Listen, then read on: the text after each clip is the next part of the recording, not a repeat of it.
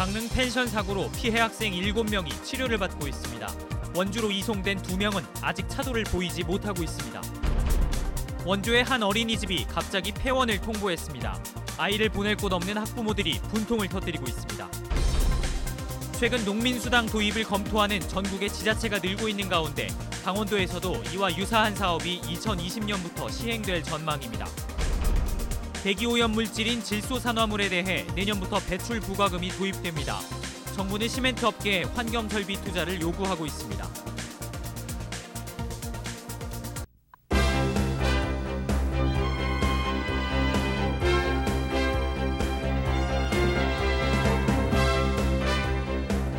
안녕하십니까. 뉴스데스크 원주입니다. 어제 강릉 펜션에서 발생한 사고로 고3 학생 3명이 숨지고 7명이 의식을 잃은 채 발견됐습니다. 강릉에서 치료를 받고 있는 부상 학생 5명은 상태가 호전되고 있지만 원주로 이송된 2명은 아직 차도를 보이지 않고 있습니다. 윤하은 기자입니다. 어제 오후 소방 헬기로 원주로 이송된 부상 학생은 2명입니다. 병원 측에 따르면 두 학생 모두 도착 당시 의식이 없었고 심장 수축 기능도 정상인의 절반 수준으로 떨어져 매우 위중한 상태였습니다. 이들은 차례로 각각 2시간 15분씩 고압산소 치료를 받았으며 지금은 중환자실로 옮겨 뇌와 심장 등 손상된 장기를 안정화하는 치료가 진행 중입니다. 하지만 아직 의식은 회복하지 못하고 있는 것으로 전해졌습니다.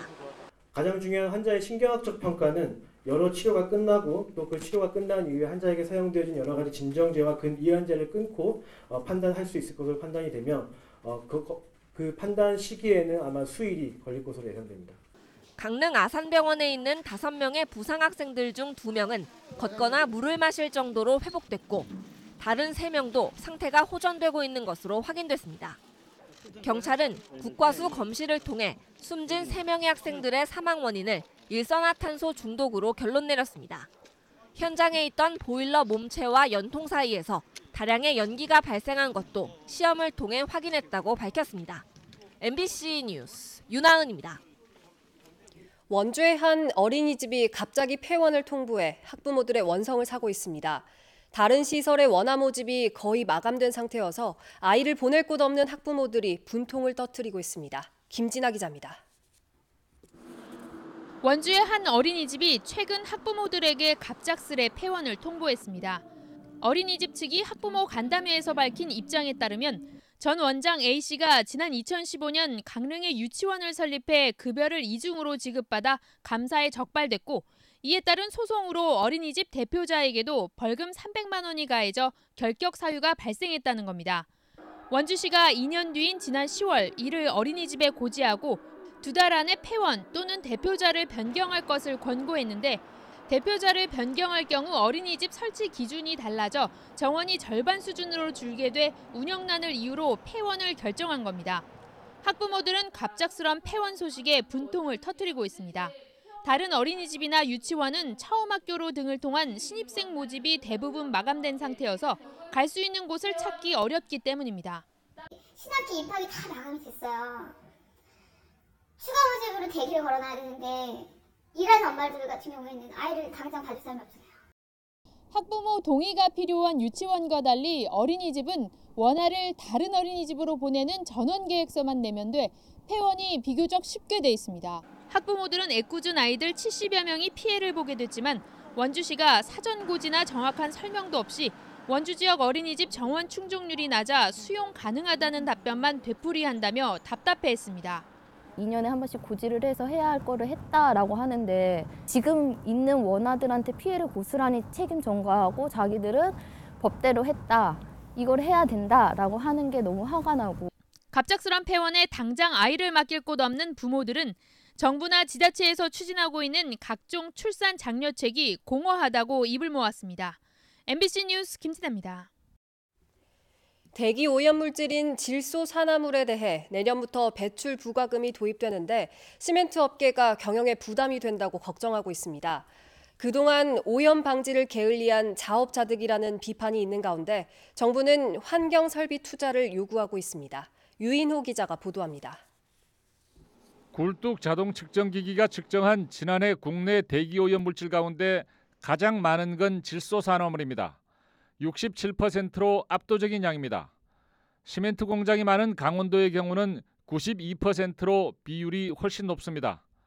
시멘트 제조업은 발전업에 이어 두 번째로 질소산화물을 많이 내뿜는 산업입니다. 정부가 질소산화물에 대해 내년 말부터 대기배출 부과금을 부과하기로 하자 배출량이 많은 시멘트 업계가 긴장하고 있습니다. 정부가 입법 예고한 대로 단계적으로 시행해도 2022년에는 1kg 배출에 2,130원의 부과금을 내야 합니다. 해마다 650억 원 정도의 부과금을 부담을 해야 될 예정이고요. 공정 개선 및 기존 저감 설비인 에센시알의 효율 향상 방안을 찾고 있는데 실제적으로 한계가 있어서 어려운 상황입니다. 환경부는 미세먼지를 줄이기 위해서는 원인 물질인 질소산화물을 억제해야 한다며 환경 설비를 보강하도록 주문하고 있습니다. 차질 설비 기술을 국내가 상당히 많이 가지고 있고 국내 기술이 안착이 돼 있다라고 판단이 돼서 이번에 질소산화물 부과금 제도를 도입하게 된 겁니다. 정부는 지난 1991년에 설정한 뒤 한 번도 바뀌지 않은 황산화물과 먼지의 대기배출 부과금에 대해서도 현실에 맞게 조정하는 방안을 검토하고 있다고 밝혔습니다. MBC 뉴스 유인호입니다. 최근 전국적으로 농업인의 기본소득 보장 차원의 농민수당 도입을 검토하는 지자체가 늘어나고 있습니다. 강원도에서도 얼마 전 관련 토론회가 열렸는데 농민수당과 유사한 사업이 2020년부터 시행될 전망입니다. 강화길 기자가 보도합니다. 전국에서 가장 먼저 농민수당을 도입한 곳은 전남 강진군입니다. 강진군은 지난 5월부터 농업인 경영 안정자금이란 이름으로 농민수당 70만 원을 지급하고 있습니다. 인근의 해남군도 내년부터 농민수당 60만 원을 지급합니다. 농산물 시장의 개방화에 따른 농업인의 소득 안정을 도모하고 해남군 지역경제 활성화를 위해서 저희들이 추진하게 된 배경입니다. 이후 농민수당 도입은 전국으로 번져가고 있습니다. 경북 봉화군도 내년부터 시작해 2년 동안은 매년 50만 원씩, 2021년부터는 100만 원으로 늘려 지급하기로 했습니다. 충남에서도 부여군이 농가들에게 내년 14만 원, 2020년까지 50만 원, 2021년부터는 60만 원의 농민수당을 지급합니다. 강원도에서도 최근 농민수당 도입을 위한 토론회를 열고 여론 확산에 나섰습니다. 농민수당은 생태와 환경 보존 등 농업의 공익가치를 인정하고 농가의 기본소득을 보장하자는 뜻으로 도입됐습니다. 지금까지 농업 농촌을 지켜오고 있는 우리 농민들에 대한 지금까지의 다원적 기능 공익적 가치에 대한 보상으로 지금 농민수당을 주장하고 있습니다. 하지만 강원도는 농민수당 대신 소농 직불금 도입을 검토하고 있습니다. 최문순 지사의 지난 지방선거 공약입니다. 1헥타르 이하의 적은 농경지를 경작하고 있는 65세 이상 농업인에게 다달이 20만 원을 지급하는 겁니다. 강원도 내 농가 비중을 따지면 한 67.1% 정도가 소농인데요. 그저 직불금에서도 차별을 받고 이게 뭐 사는 데서도 여러 가지 문제가 있어서 거기를 지원하는 방안을. 이에 따라 농업인의 기본소득을 보장하는 관련 사업이 빠르면 오는 2020년부터 강원도에서도 시행될 것으로 보입니다. MBC 뉴스 강화길입니다. 전국 택시업계 총파업에 맞춰 원주와 평창 등 도내 일부 시군의 택시 운행이 내일 하루 동안 중단됩니다. 원주 지역 개인 택시와 법인 택시 1,841대가 내일 0시부터 밤 12시까지 파업에 동참하고 평창 지역 택시 122대도 내일 새벽 4시부터 24시간 동안 운행을 멈춥니다. 횡성 지역은 개인 택시만 운행을 중단하고 법인 택시 40넉대는 정상 운행할 예정입니다. 택시업계는 내일 서울 여의도 국회 앞에서 카카오를 비롯한 카풀 서비스 도입에 반대하는 대규모 집회에 참여할 계획입니다. 일군수 지원 사령부 이전을 위해 개설하고 있는 군사시설 진입도로 일부 구간이 개통됩니다. 원주시는 109에 해당하는 대명원합 원문로에서 만종 1, 2 중앙선 철도 교량까지 길이 400m, 왕복 6차로 구간을 내일 오후 2시부터 개통한다고 밝혔습니다.